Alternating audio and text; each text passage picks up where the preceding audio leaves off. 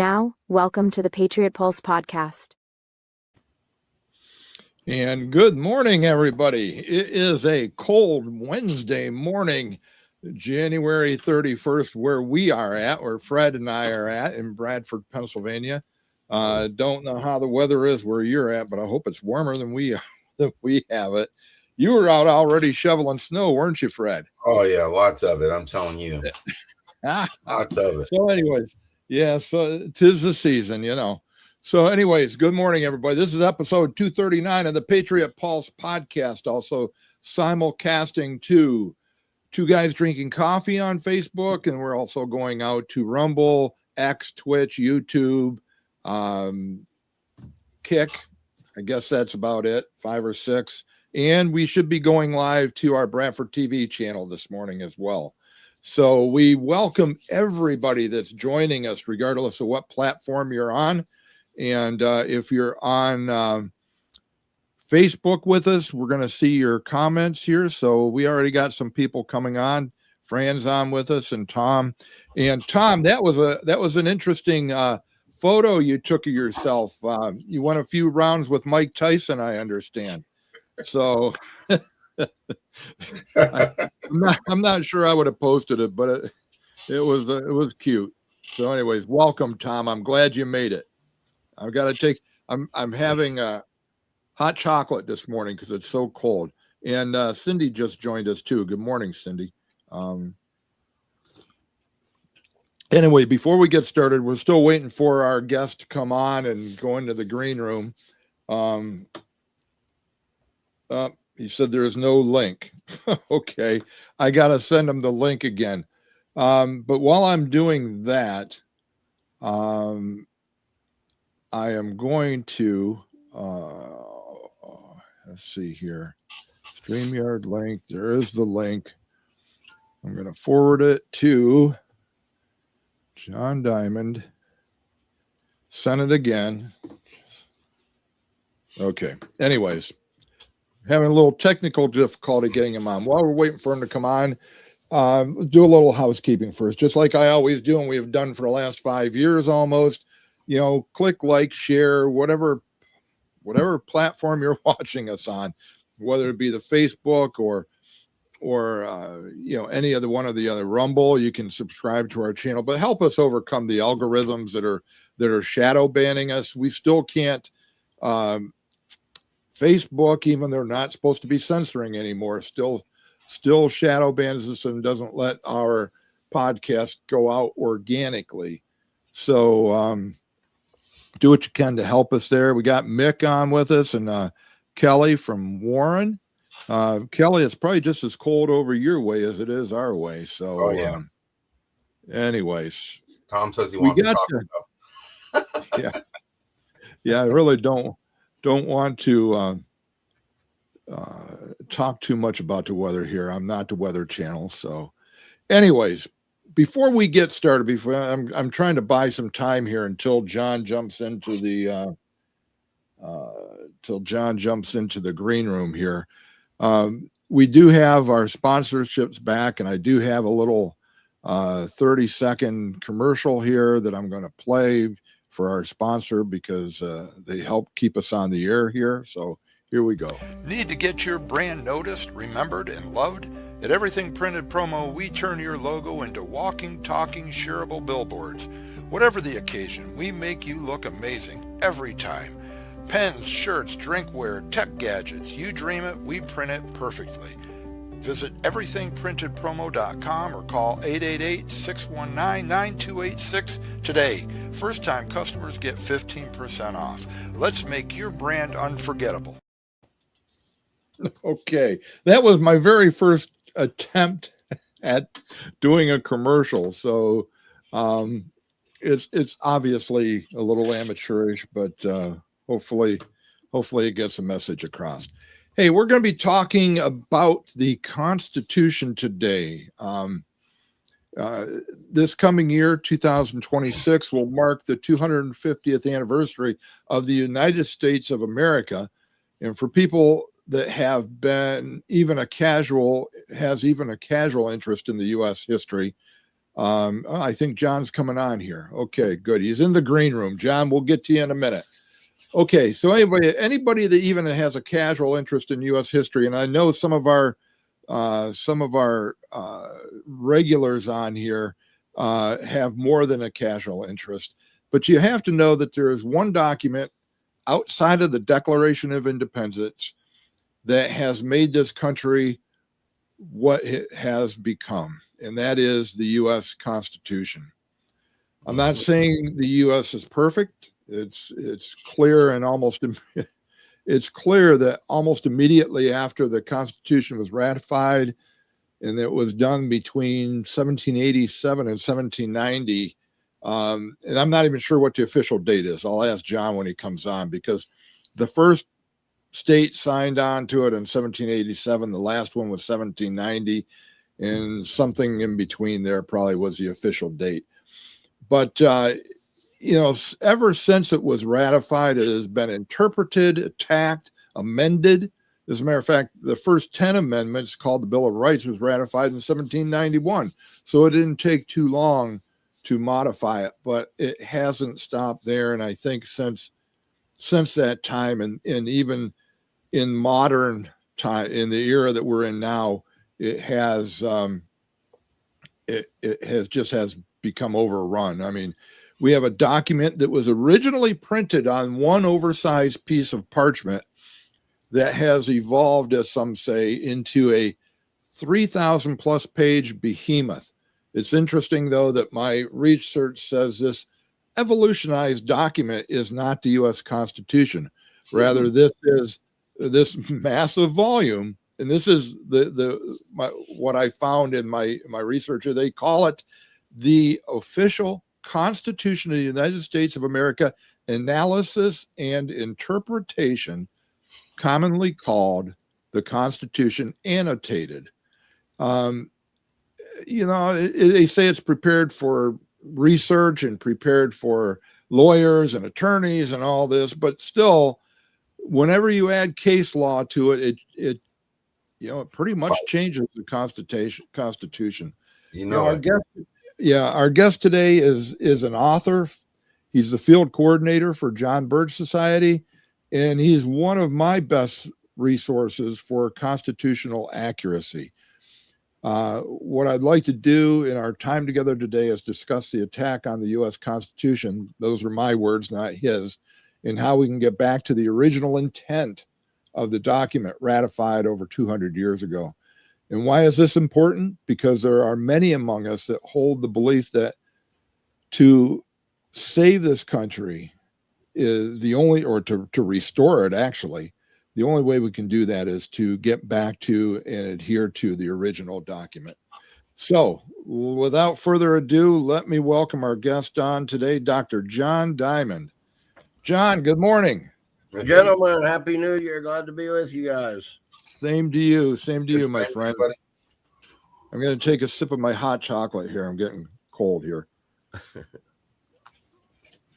So, John, I appreciate you coming on today, because we're going to talk about this document here, and I'm going to hold this up. These are very popular today. It's the Constitution of the United States. It's a little pocket constitution.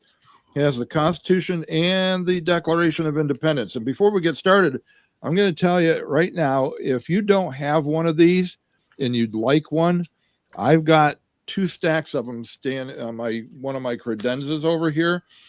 If you send me a message with your address, I'll send you one free of charge, because I want to get these in everybody's hands and make sure they understand the Constitution. So anyways, John, good morning. And as I said in the intro, you're kind of like my go-to guy for the Constitution. You've written about it. You've discussed it in many venues, including the John Birch Society meetings that you attend. And just so everybody knows, we have a John Birch Society chapter in Radford, Pennsylvania, and we're kind of calling it our McKean County one until other ones get started. But John is a regular visitor here. So, John, I don't know exactly how you want to get into this, but I've got some questions here that maybe will help us get going.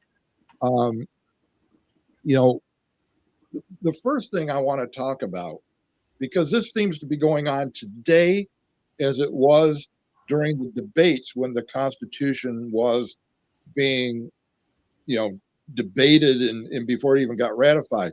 And that's the debate between the Federalists and the Anti-Federalists. Okay. And we still have people today that are debating states' rights versus a strong federal government. What's your what? Let me use that as a lead-in to discussing what has happened to our Constitution in the last 200 years, 200 plus years. All right. Well, yeah, let's kind of just go back and start at the beginning. So in 1776, we wrote the Declaration of Independence, sent that to the king. 1777, we came up with the Articles of Confederation, and that's important to know because that is actually our first Constitution. It bound us together, as a nation, but it did not really create a federal government or at least a powerful federal government. So that lasted throughout the Revolutionary War. The war was over after 7 years. And then it got to about 1787 is when they realized that the Articles of Confederation were kind of weak and didn't have a power to tax, power to, raise armies, settle disputes between the states. There's quite a few things that had some shortcomings. So they decided they wanted to go ahead and, kind of alter that document a little bit. Well, in 1787, when they had their convention, they just threw it out altogether and kind of started from scratch. And that's really how the Constitutional Convention came to be.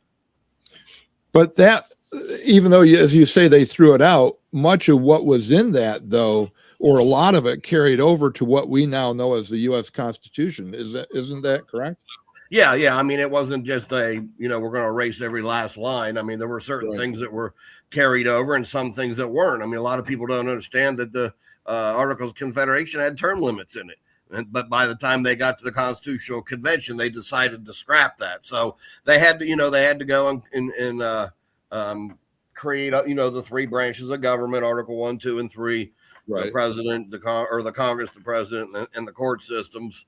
And then, enumerate their powers. This is what you have the power to do. A lot of those things didn't exist in the other document. So, okay.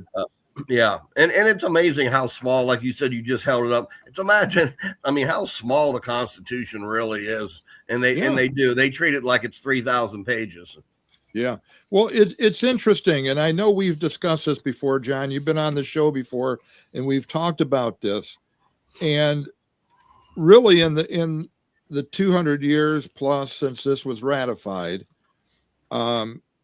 we have really kind of flipped this over because we've talked about this before.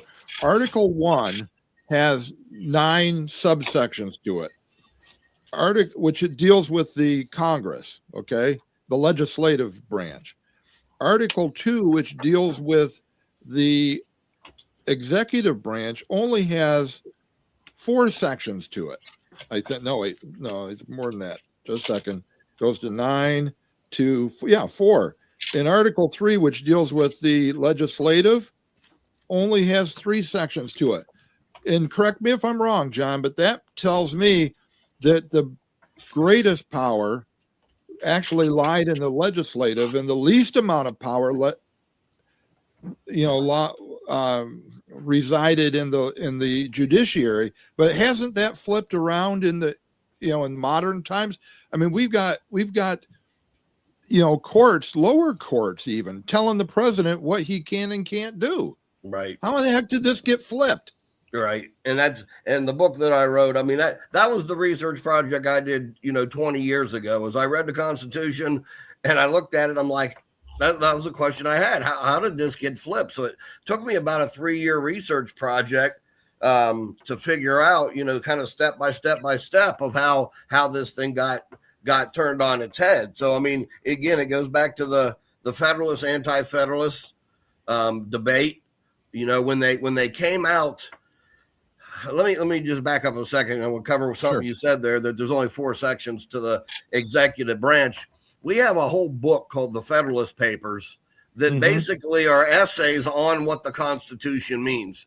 So the only thing that anybody should be going to for constitutional interpretation is the Constitution, is Madison's notes when he took the notes during the Constitutional Convention, and then the Federalist Papers.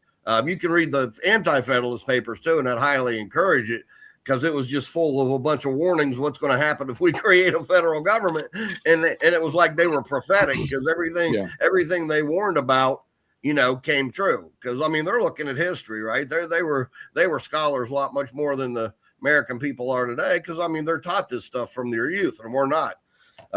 So I think it was Patrick Henry was one of the big anti-federalists. I'll give you a quote, and this is just off the top of my head, but he says something like, if the consolidation of this government becomes as mischievous to us as it has to others, this new government will swallow up the rights and all the people. And that's exactly what has happened. So you talked earlier, September 1787 is when they had the convention. It was only like 9 months later that they got all 9 states. It was June 21st of 88. So it wasn't even a full year later that they got the required 9 states to ratify the Constitution.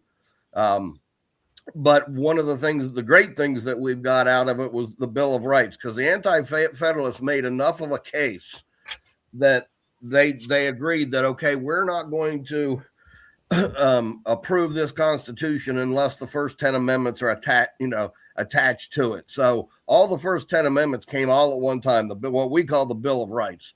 Right. Now, I mean, there's 27 amendments. Not all of them are the Bill of Rights. The Bill of Rights are only the first 10, and then the rest of them were where we have slightly tweaked the Constitution line by line over that time. So the Anti-Federalists do not get enough credit, because we would not even have those 10 amendments if they wouldn't have raised the case at the ratifying debates, within all the states. So basically, the first 10 amendments, the Bill of Rights, were being written at the same time the constitutional debates were going on. And that was what you're saying. That was a prerequisite from the states in order for them to get on board with this. Is that right?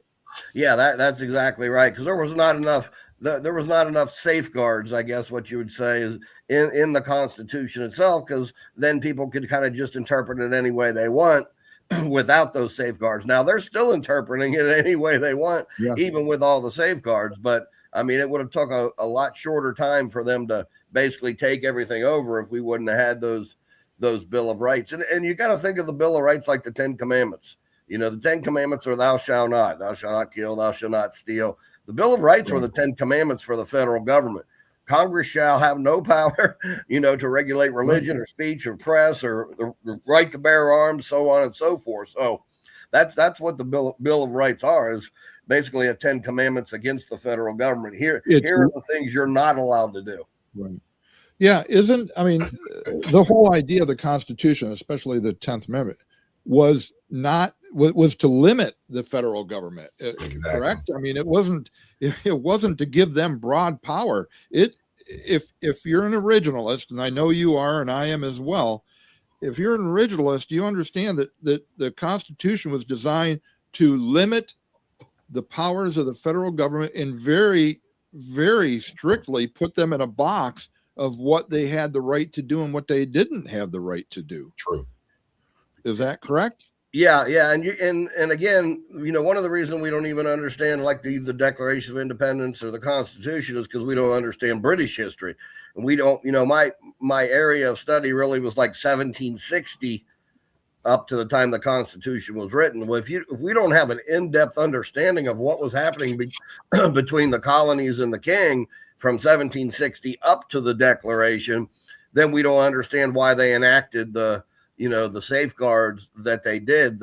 Britain had a bill basically passed by their parliament called the Conventicles Act, and it said, it wasn't. It was the Intolerable Acts, and it says that we can bind you in all cases whatsoever.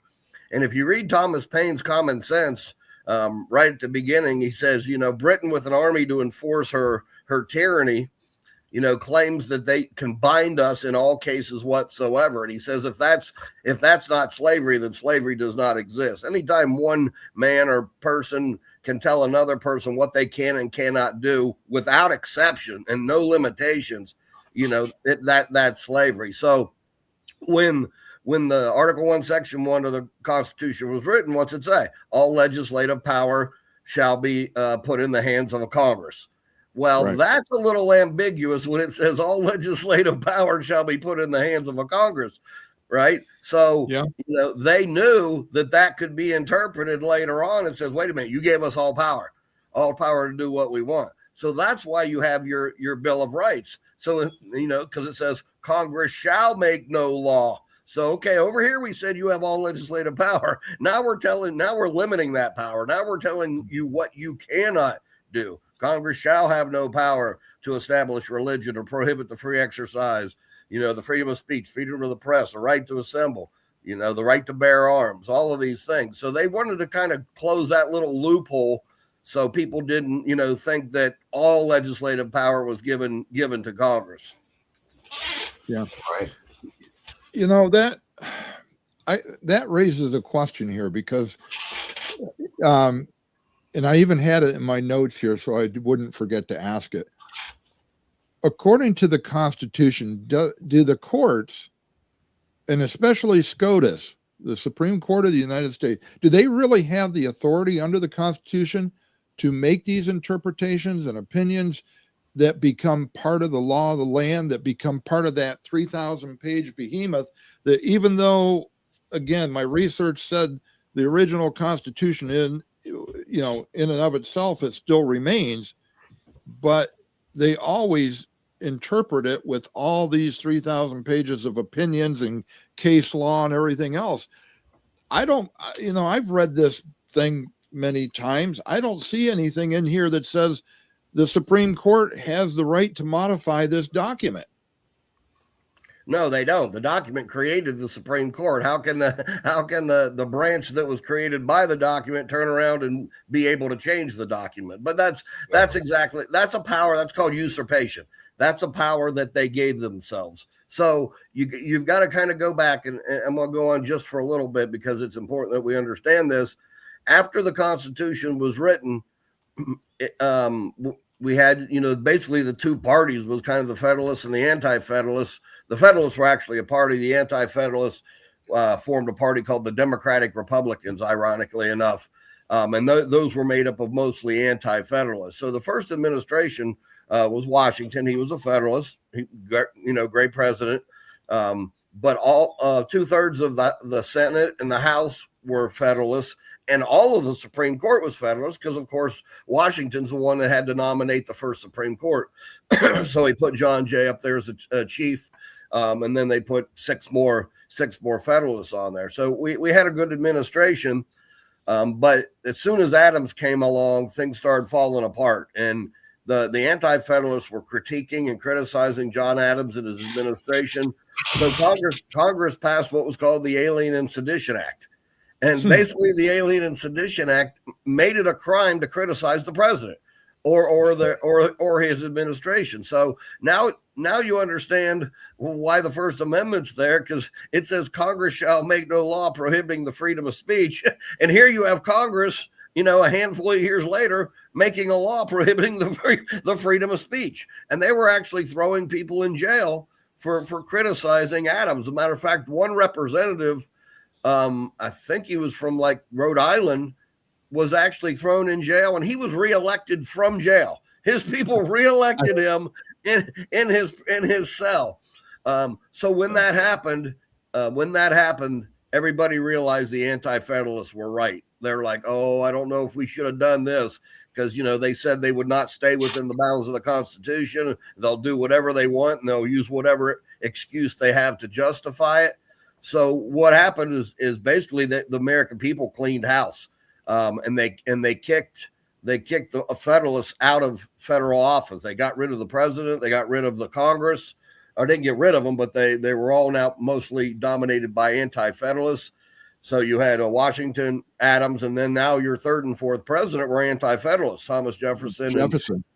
Jefferson. And ironically, James Madison. James Madison's the father of the Constitution. He was one of the people writing the Federalist Papers saying, no, we've got, very clear bounds that they're not allowed to, and I believe that they'll be true to their word and they'll stay within the bounds of the Constitution. Well, here you are 20 years later, and he sees that how corrupt mankind is, and they won't stay with their word and they won't stay with their promises. And the Alien and Sedition Act was all the proof he needed. So Madison jumped ship from the Federalist Party over with Jefferson and became an anti-federalist. But I think it was more for just to keep Congress in its box, so to speak. Okay. I think if I remember correctly, even Hamilton, Alexander Hamilton, which was he was a huge Federalist back then. He never became president. He was the treasurer, I think, the first U.S. treasurer. But long story short, even he in some of his writings warned about unbridled power at the federal level. I can't recall one of his quotes right off the top of my head, but I remember reading these and thinking, geez, even back then, even some of the Federalists, the strong Federalists, knew that if the federal government gained too much power, it would not be good. So, which leads me to, and you've brought this up 100 times that I've heard you talking about this, but because of all these things, and it wasn't very long after what you're talking about here now, there was a landmark case called Marbury versus Madison in 1803 that kind of emphatically, I'll just read it here in the quote. It is emphatically the province and duty of the judicial department to say what the law is, and that a law repugnant to the Constitution is void. Well, that's a federal case. How are they? And I throw that out there because we still have a judiciary and an executive branch and a legislative branch that has gone rogue. I mean, you can't describe them any other way. They do whatever the heck they want, and they say to hell with the Constitution. How are they getting away with this? Yeah, and that brings us right back to everything that I was building up to the to that point. So what had happened was, once the election happened in November and the American people cleaned house, they knew that Inauguration Day, the Federalists will have lost basically all their power. And the only branch that they still held on to was the Supreme Court, because you're not elected Supreme Court justices. They're staying on for life. So the executive branch was thrown out, and replaced with Federalists or anti-Federalists. Most of the Congress overwhelmingly now became dominated by anti-Federalists. And it was really a panic move, kind of like a midnight ruling type of thing, where the case that you referred to was basically say, look, we have to strengthen the only branch of government we have left. And that's what they did. They strengthened the power of the Supreme Court by their own interpretation. Now, you have to go back. The Federalist Papers interprets the Constitution for us. So if you go to, and I'm thinking it's Federalist 82, don't quote me on that, but it says, let us now consider the federal judiciary of the proposed government. The federal judiciary is by far the weakest of the three departments, having neither the power of the purse or the power of the sword, but relies on the other two branches to enforce their rulings. So, they were nothing but basically a bunch of lawyers that are supposed to look at a document and give you advice. If you take something to your lawyer, the lawyer doesn't have the power to make you do anything. He's just giving your advice, right? It's the same with the Supreme Court. They were never given the power to make law. They were never given the power to determine, to be the final arbitrators. And that's what ended up happening later. So Thomas Jefferson, and I'm thinking about the quote off the top of my head, but he says to consider the Supreme Court the final arbitrators on all constitutional matters is to create a very dangerous doctrine. Indeed, it would have created an oligarchy. So if you just think of that, now America is basically run by a handful of judges. If you can get a majority on the Supreme Court to agree on basically anything, I mean, you can legalize, I mean, we've legalized pornography, we legalized gay marriage, they've legalized all this stuff. None of the stuff's in the Constitution. Right. But as long as you can get a handful of judges to agree, now we're supposed to basically be ruled and led by 5 judges. Exactly. Rather than the executive branch or the Congress going, yeah, no, I forget which one it was. I think it was Jackson, Andrew Jackson, had a dispute later on in American history with, I think it was Tomey, I think it was the Supreme Court justice. He said he made his decisions. Now let him come out and enforce them. See, that's the problem, is the executive branch has the enforcement power. The legislative branch has the money, the purse, right? And the Supreme Court has no enforcement power. They never gave the Supreme Court any type of enforcement power. So that's why that quote in the Federalist Papers say the Supreme Court has neither the power of the sword, which is the executive branch, or the power of the purse, which is the House of Representatives, right? So they can't enforce anything that they do. So that was a major debate for a good 80 years in this country is how to keep everybody within their respective spheres. And Fred, feel free to jump in with any questions. I always seem to pop in here, so if you have any questions, jump in. But which leads me to my next question about the judiciary, the Supreme Court specifically. They have put themselves in such a position that if something gets there's no place to appeal after that. I mean, they are, as you say, John, to your point, they have become an oligarchy. They are the rulers of the land, or they've set themselves up to be that. They basically control the country. Those 5 judges, those little bit of judges control everything the way we got it today. Yeah, and exactly, and that's a great point, because I will just jump forward into the 1930s, because remember, there were no term limits for president. Well, FDR served like 6 terms or something, and he outlived the entire Supreme Court. So while he was trying to expand federal power, and that's really when it happened in this country, it was really about the 1930s. They were passing all kind of New Deal legislation, and it would get to the Supreme Court, and the Supreme Court would say, nope, you don't have the authority to do that. Nope, you don't have the authority to do that. Well, he outlived all the justices, and he ended up basically just like it was in Washington's time. The whole Supreme Court was now made up of his appointees that would do whatever he wanted to do.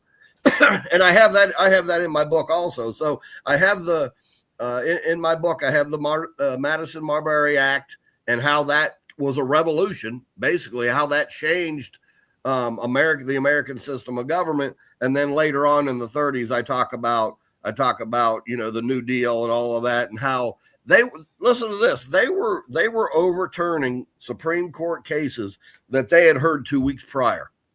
So it was a 5-4 majority against them, and then all of a sudden he gets to appoint a new judge, and now it's 5-4 in their favor. And they were overturning court cases they had just heard 2 weeks prior. So it's what they call judicial activism, and it comes from ignorance. It comes from the ignorance of the people thinking that there is judicial supremacy. There is no such thing as judicial supremacy.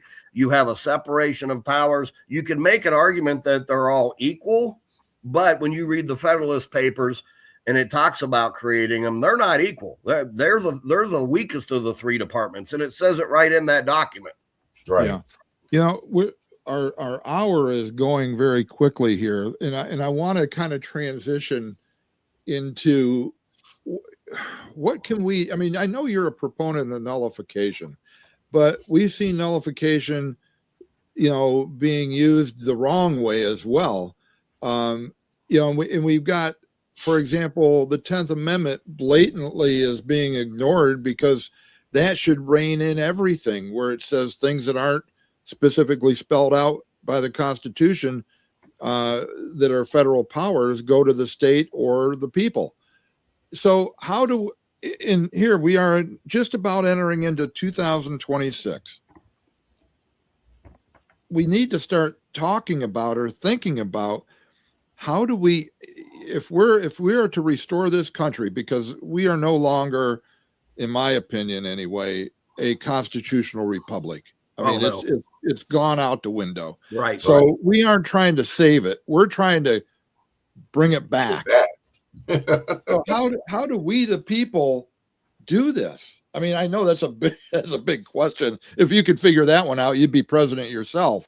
But give us some tidbits of what we have to do as a people to reclaim our government and make it a constitutional republic again.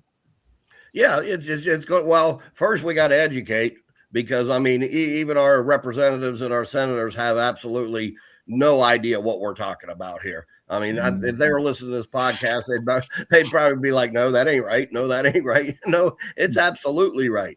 But the biggest one that the John Birch Society proposes is what's called nullification. And there's another group out there called the 10th Amendment Center, which we kind of work hand in hand with a little bit, because we're saying the same thing. Now, John Birch Society has a wide list of issues that we deal with. They only deal with the 10th Amendment. So I'd encourage you to go to the 10th Amendment Center's website and kind of look at their videos and stuff.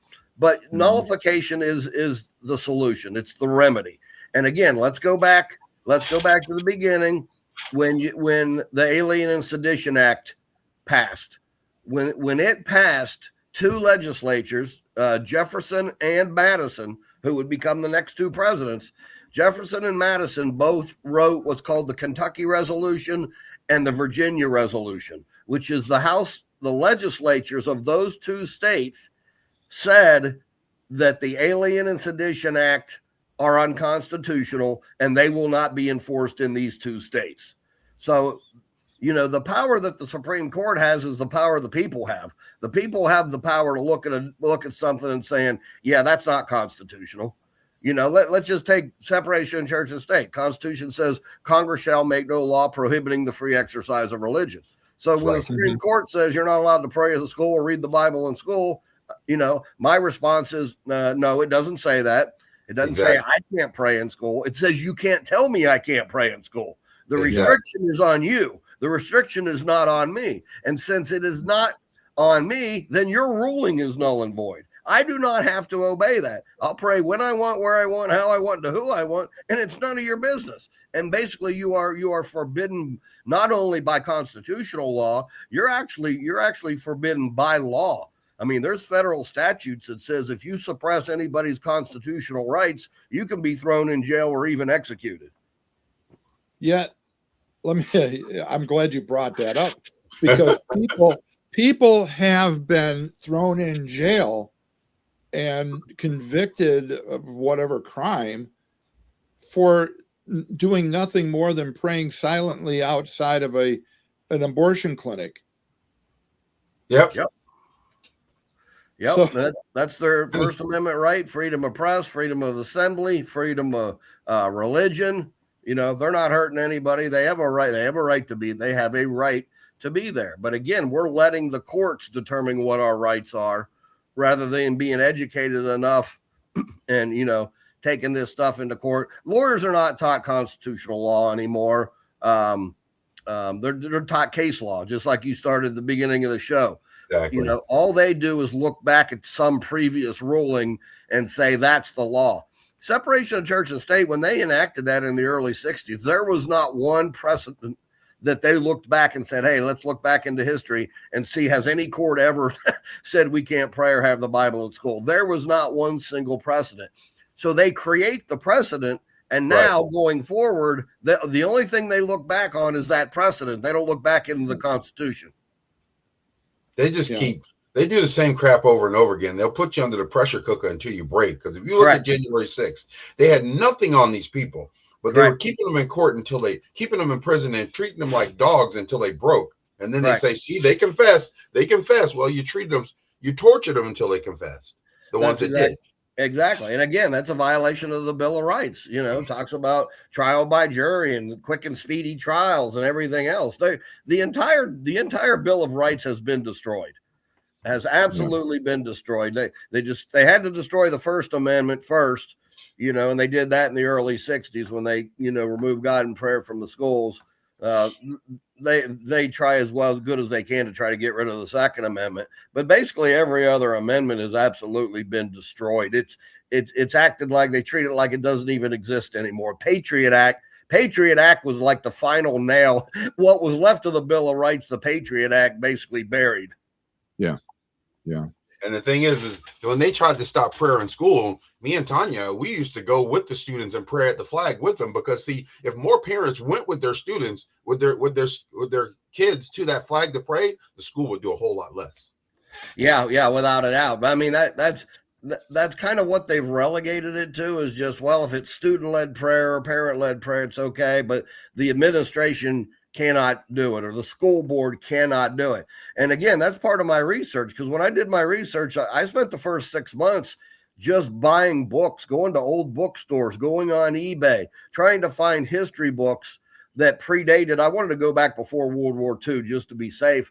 I've got all kinds of books from 1925, 1942. I've got one from 1889, and I look at what the schools were teaching about Christianity and religion, and it was all through the textbooks. I mean, one book actually had one entire chapter about how the Protestant Reformation and Christianity shaped America, because the Protestant Reformation led to persecution. The people fled from the persecution. They came here to, manifest their religious beliefs without the government, being all over their back. And that's how America was founded, was just little colonies of, and I don't remember which state. Bill Federer, he's a great scholar.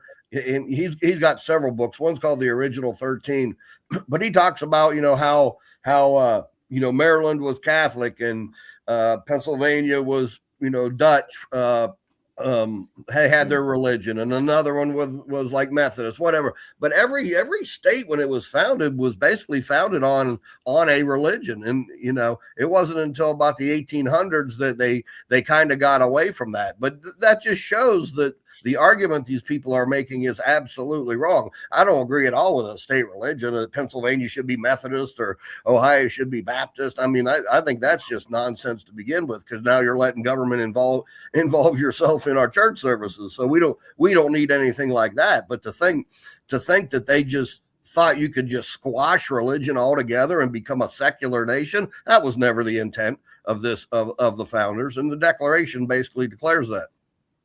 Right. Well, one of the tenets of the Communist Manifesto is to, do away with religion altogether. To Correct. do away, and make the state the God. Correct. And I think everything that we've seen in this period of time, especially accelerated since I've always said that. It started around 1913 with my mind's going blank. Wilson, he brought socialism in. It was accelerated under FDR. Johnson really took it to the next level with the Great Society, and then when they brought Obama in, and Right. it wasn't an election, he was selected. When they brought him in, it was to destroy what was left of the United States of America. I tell people, We've if been you really wanna fighting, we've blow been hanging on to it. What was that, Fred? So you really want to blow your mind. My wife has a dictionary that she got from her great grandmother. It's written in like the 1900s, 1902 or 1903, something like that. But do that to the modern dictionary today, it'll blow your mind, the difference in the definitions. And this is how they're changing America. They change the definitions of the words to corrupt people.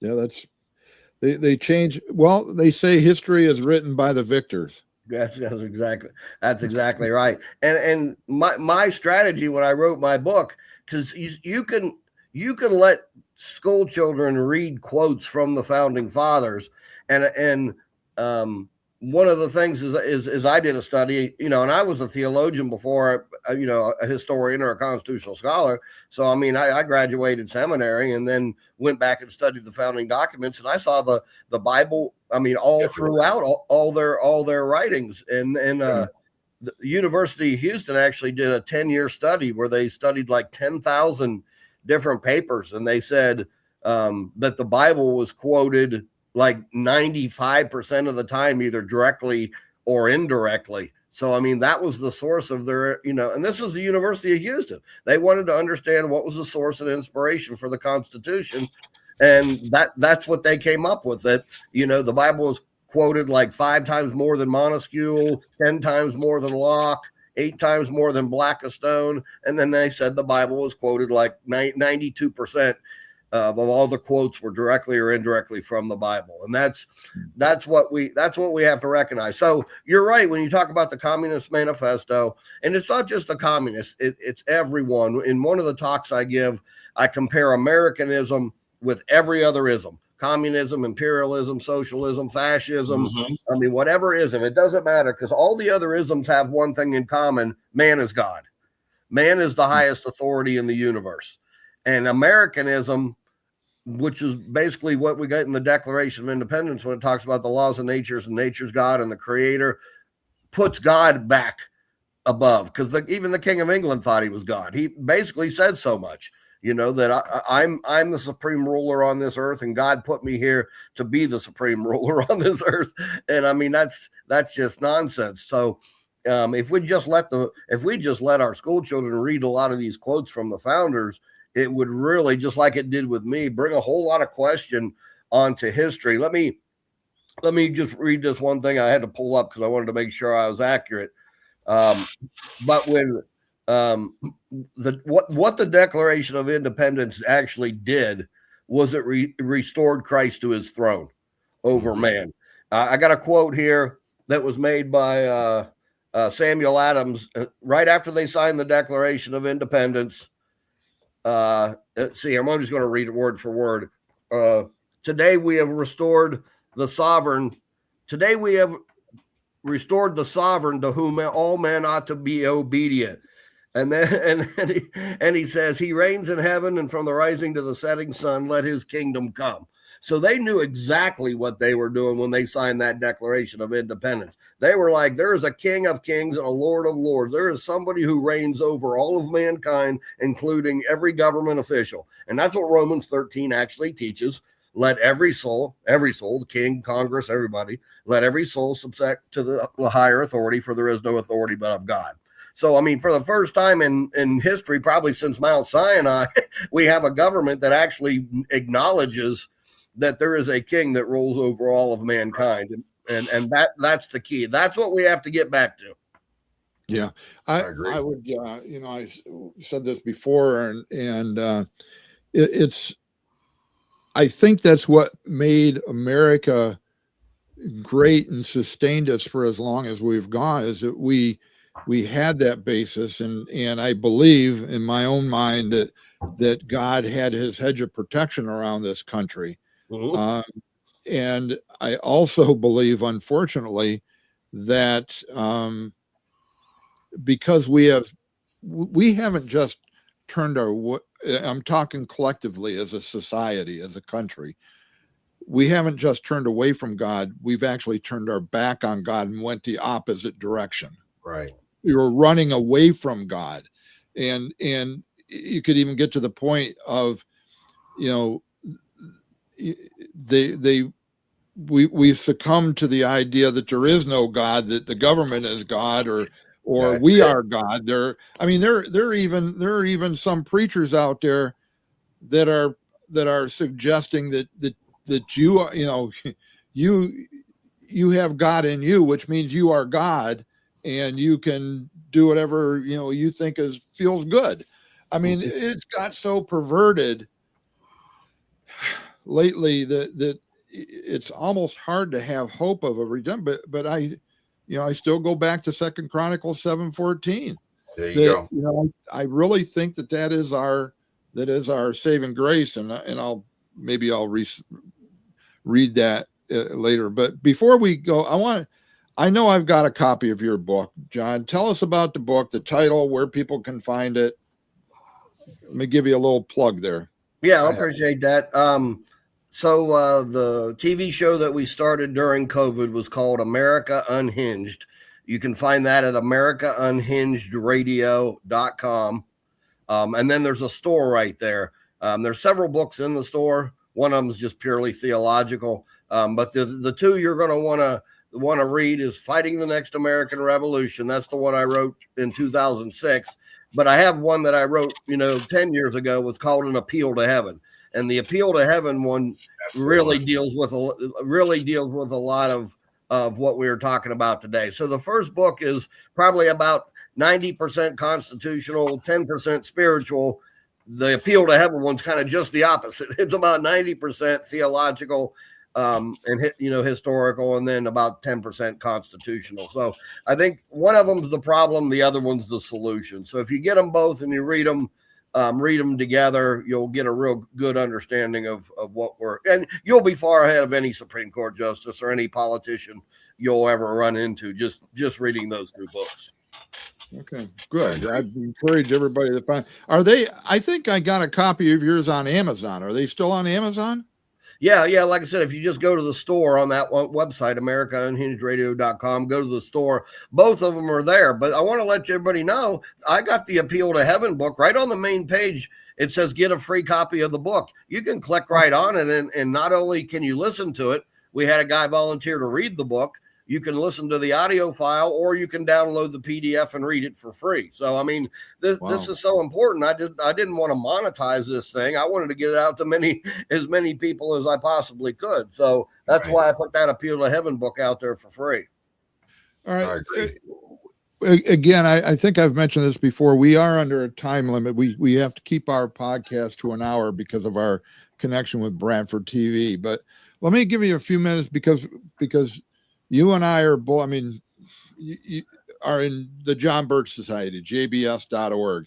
Let me give you a few minutes to plug jbs.org, because I think that's critical for people to know about, because it's an opportunity for education. And you describe it and tell people why, what it's about, what does it do? Why should we even take a look at it? Yeah, John Birch Society has been around for 60 years. They've been the tip of the spear in the freedom movement. You can go to our website, jbs.org. There's a little 5-minute video on there that I'd encourage you to watch, because I know we don't even have 5 minutes left here on the podcast. But this is the only organization that has a historical track record of defending and teaching everything that we talked about on this program. When I was doing my research into America and how it got changed from a constitutional republic to where we're at now, the John Birch Society was the only organization, and especially Robert Welch, our founder, was the only organization I could find to even go towards some kind of resources or some kind of quotes that would point me in the right direction. So John Birch Society, as well as I do, that we form chapters. A lot of tea parties will come together and form a chapter. A lot of medical freedom groups will come together and form a chapter. And we form a chapter right there in your city or town or neighborhood. And then we do two things. We educate. And the education, it's a deep dive. To understand all the stuff that needs to be understood, it really is a deep dive, but it's really satisfying. And then it's about action. Okay, now what do we do?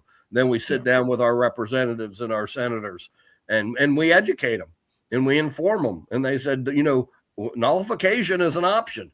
If the federal government does something that's beyond the scope of its power, you guys have the right to tell them to go pound salt, and that's a historical truth. So there's so much that they don't understand.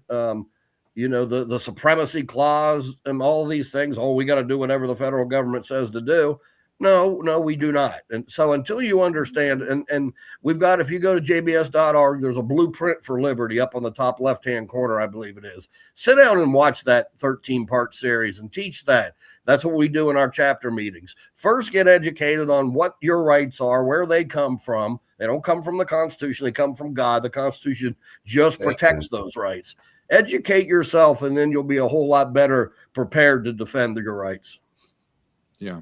You're right. Yeah, I agree. And just, I mentioned it earlier. We do have a Bradford chapter. It meets the second and fourth Tuesday of the month, or Monday, second and fourth Monday. I'm sorry, second and fourth Monday of the month at 6 p.m.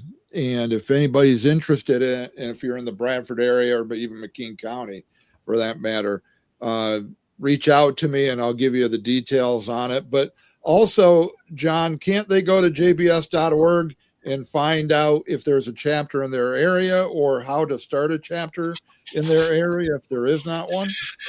Yeah. The biggest thing when you log on to that, it'll know where your area is. It'll say contact your field coordinator, I think is what it says. So if you're in my area, which is Ohio, Western PA, or Western New York, you'll just type in your information, and then I'll get an email that just says, hey, somebody in your area wants to learn more about the John Birch Society. So I think we have like 30 some coordinators all over the country.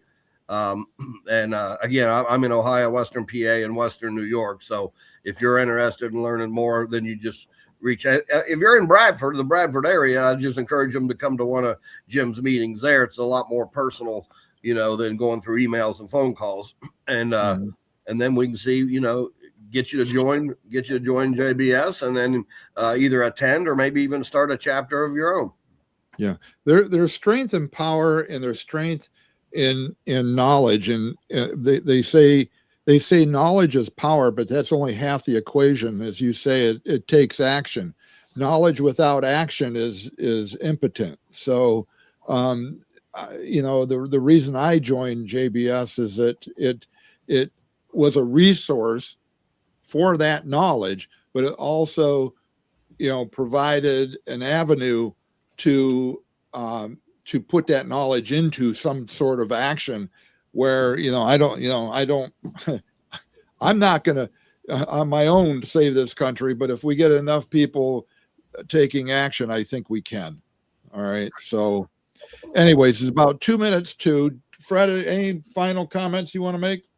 I didn't know. I agree with him. I think our biggest problem that we have nowadays is we're looking for a man or a law to solve our problem. Then that's not it. God is strictly the key. And we're looking all at the wrong things. If we put God first, if you go to DC, like I did with my kids, you can see scripture on the walls, on the statements of the ex-presidents and ex-leaders.